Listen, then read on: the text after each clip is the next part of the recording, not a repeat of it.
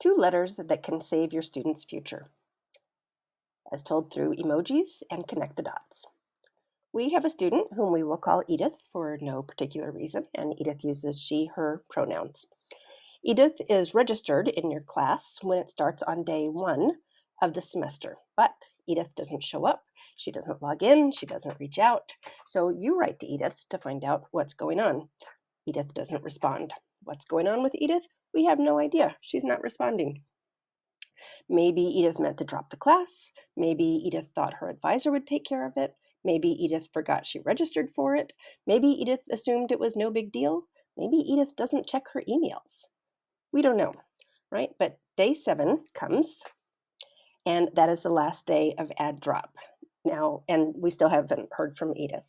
Maybe your philosophy is that students need to be responsible for their own attendance and that if they don't come to class, they won't do well and that's on them. Or maybe you don't notice that Edith isn't there. Or maybe you feel like everybody needs a little more gentleness since the pandemic and you'll assume that Edith will show up when she's able. For whatever reason, right? All of these decisions typically come from a place of us wanting to support or empower our students or wanting to protect our own boundaries or wanting to enforce our policies or protect our overflowing plates or a combination of all of this.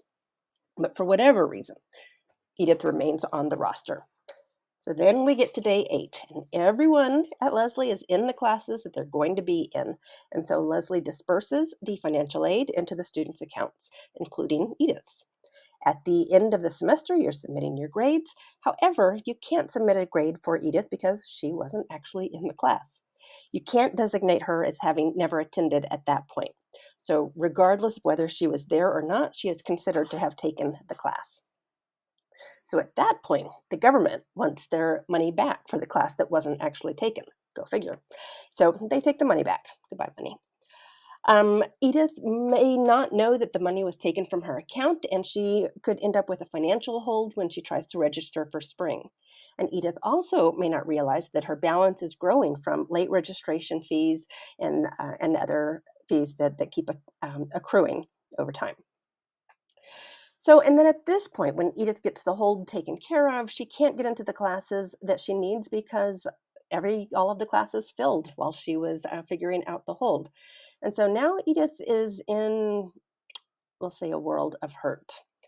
So if Edith can't pay back all the fees that have accumulated, as well as the money that the government took back, Edith can't register here, and she can't register somewhere else because her transcript may not be released.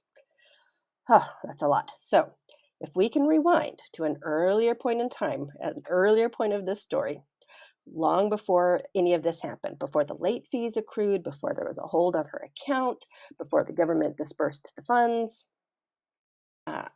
all of that. And if we connect the dots that remain, we just may find a way that we can support